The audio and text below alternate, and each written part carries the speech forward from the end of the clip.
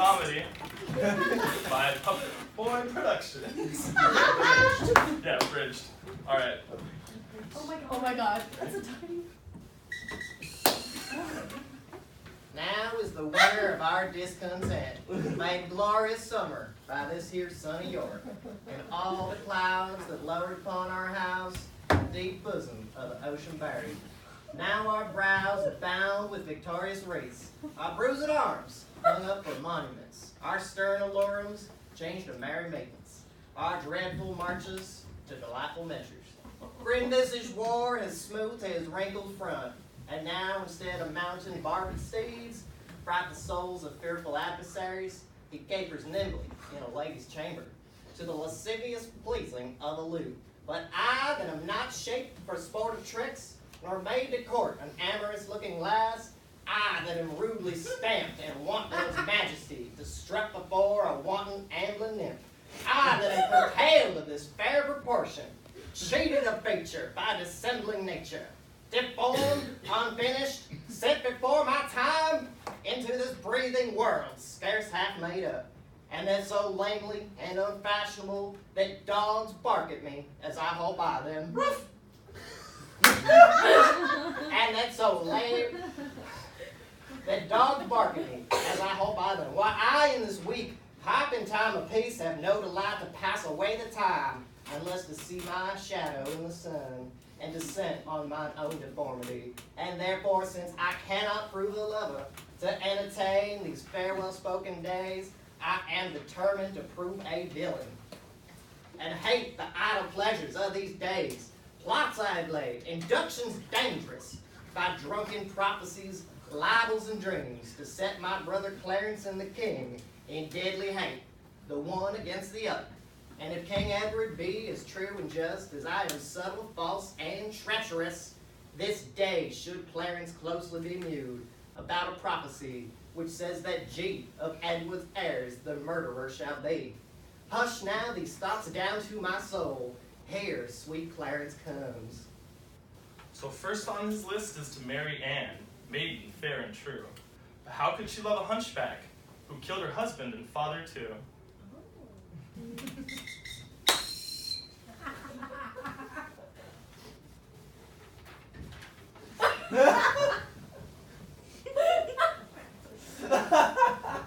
Foul devil, for God's sake, hence and trouble us not, for thou hast made the happy earth thy hell, filled it with cursing cries and deep exclaims. If thou delight to view thy heinous deeds, behold this pattern of thy butcheries. Teach not lips such scorn, for it was made for kissing, lady, not for such contempt.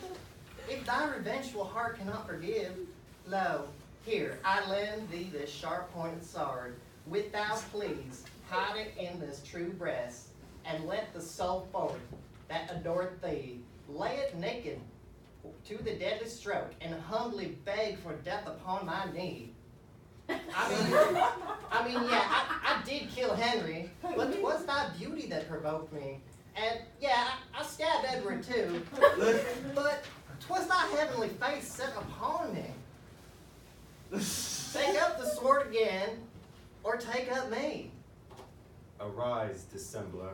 Though I wish thy death, I will not be thy executioner. Then bid me kill myself, and I will do it. I have already. Man, that was just in my rage. Speak it again. And even with the word, this hand, which for thy love did kill thy love, shall for thy love kill a far truer love. To both their deaths, shalt thou be accessory? I would I knew thy heart. 'Tis I figured my tongue. I fear me, both are false. Then never a man was so true. Well, well, put up your sword. Say then my peace is made. That shalt thou know hereafter. But shall I live in hope? All men, I hope, live so. Vouchsafe to wear this ring.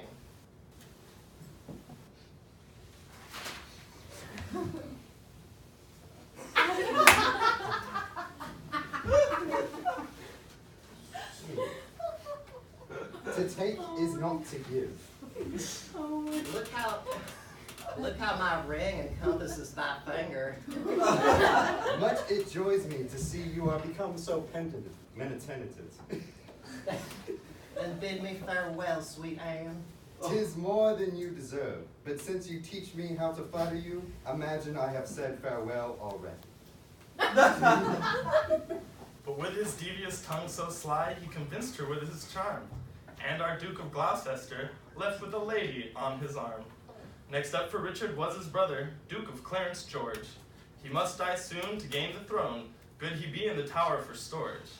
Now we enter upon the scene, you will see what happened true. We stumble across George in the tower, with not one murderer, but two. What? Shall I stab him as he sleeps? No, he'll say it was done cowardly. We'll do it anyways. Why, he shall never wait until the great judgment day. Why then he'll say we stabbed him sleeping. The urging of that word, judgment, hath bred a kind of remorse in me. What art thou afraid? Not to kill him, having a warrant, but to be damned for killing him, from the which no warrant can defend me. I thought thou had been resolute, Doyle. So I am, to let him live.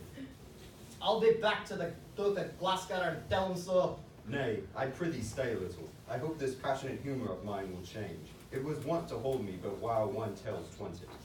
Well, how dost thou feel now? Faith, some certain dregs of conscience are yet within me. Remember our reward when the deed is done? Zounds, he dies. I have forgot the reward. Where's thy conscience now? Oh, in the Duke of Gloucester's purse. When he opens his purse to give us our reward, thy conscience flies out. 'Tis no matter, let it go. There's few or none will entertain it. What if it come to thee again? I'll not meddle with it. It makes a man a coward. A man cannot steal, but it accuseth him. A man cannot swear, but it checks him. A man cannot lie with his neighbor's wife, but it detects him. 'Tis a blushing, shamefaced spirit that mutinies in a man's bosom. It fills a man full of obstacles. It made me once restore a purse of gold that by chance I found. It beggars any man that keeps it. It is turned out of town and cities for a dangerous thing. And every man that means to live well endeavors to trust to himself and live without.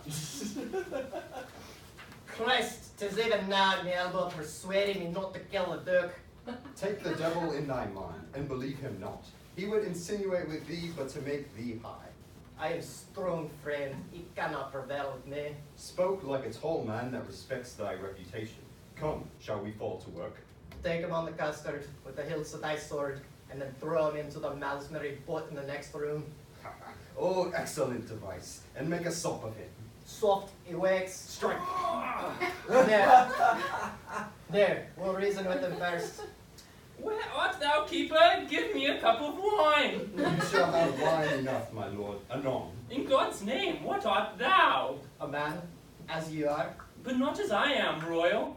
nor ye as we are loyal. Thy voice is thunder, but thy looks are humble.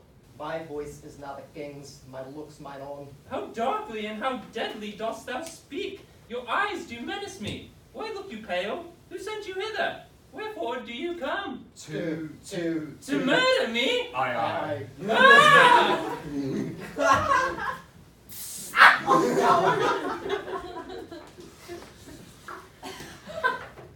Now with George dead, Richard had to wait for sickly Edward to pass. But first the blame of George's death to the queen and family he did attach. All followers who had a claim, Richard dealt with as he did best. Both death and imprisonment for how he handled all the rest. Richard's plan was working well, all was falling into place. But one old friend, Lord Hastings, would not call Richard his grace. I pray you all tell me what they deserve, that do conspire my death with devilish plots of damned witchcraft, and that have prevailed upon my body with their hellish charm. The tender love I bear your grace, my lord, makes me most forward in this princely presence, to doom the offenders, whosoever they be. I say, my lord, they have deserved death. Then be your eyes the witness of their evil. Look how I am bewitched. Behold, mine arm is like a blasted sapling, withered up. And this, Edward's wife, that monstrous witch, consorted with that harlot, that strumpet, that by their witchcraft thus has marked me. If they have done this deed, my noble lord. If, thou protector of this damn strumpet? Talkest thou to me of ifs? Thou art a traitor. Up with his head! Now, by St. Paul, I swear I will not dine until I see the same. Ratcliffe, look that it be done. The rest that love me, rise and follow me the hell out of here. Woe, woe for England, not a mit for me. For I, too fond, might have prevented this. Stanley did dream the board did raise our helms, but I did scorn it and disdain to fly.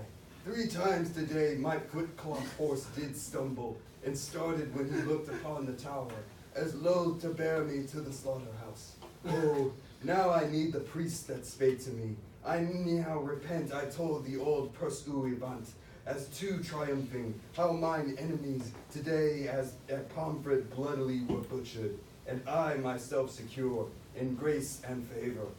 Oh, Margaret, Margaret, now thy heavy curse is blighted on poor Hastings' wretched head. Come, dispatch. The Duke would be at dinner. He longs to see your head. Oh, momentary grace of mortal men, which we more hunt for than the grace of God, who builds his hope in air of your good looks, lives like a drunken sailor on the mast, ready with every nod to tumble down into the fatal bowels of the deep. Come, dispatch. 'Tis bootless to exclaim. O bloody Richard, miserable England, I prophesy the fearfulest time to thee that every wretched age hath looked upon. Come, lead me to the block, bear him my head. They smile at me, who shortly shall be dead.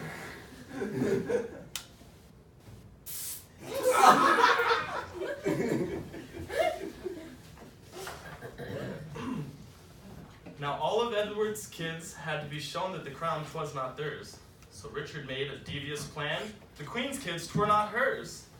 Long at last Richard had the crown, but troubles were not done. So King Richard decided to off all the poor young.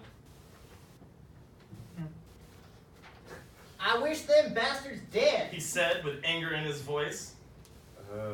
Your grace may do your pleasure? Buckingham said with unsure voice. Thou art all ass, thy kindness praises. Say, have I thy consent that they shall die? But Buckingham decided that he couldn't be that guy. I'll do it! Terrell, what are you doing here? I don't know, Terrell. They're just kids. They're innocent, they're young. It's done! Kind Tyrell, am I happy in thy news? If to have done the thing you gave in charge beget your happiness, be happy then, for it is done. But did thou see them dead? I did, my lord. And buried, gentle Tyrell? The chaplain of the tower hath buried them, but to where? I don't know. Come to me, Tyrell, soon after supper, when thou shalt tell the process of their death. For now, think how I may do thee good, and be an inheritor of thy desire. Farewell till then, sweet Tyrell. Bye. But Richard still had his bidding done. All he wanted dead were dead. But Richmond, future tutor, came to take the new king's head. A battle on the field came with no surprise. A fight between Richmond and Richard. Which king would here survive?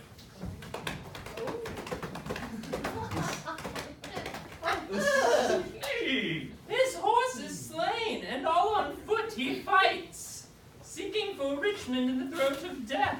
Rescue, fair lord, or else the day is lost. A horse! My kingdom for a horse! Withdraw, my lord, I'll help you to a horse. Slave, I have set my life upon a cast, and I will stand the hazard of the die. I think there be 6 Richmonds in the field. 5 I have slain today instead of him. Oh, a horse, my kingdom for a sweet horse. Hark, there's the real Richmond now. God and your arms be praised. Victorious friends, the day is ours. The bloody dog is there.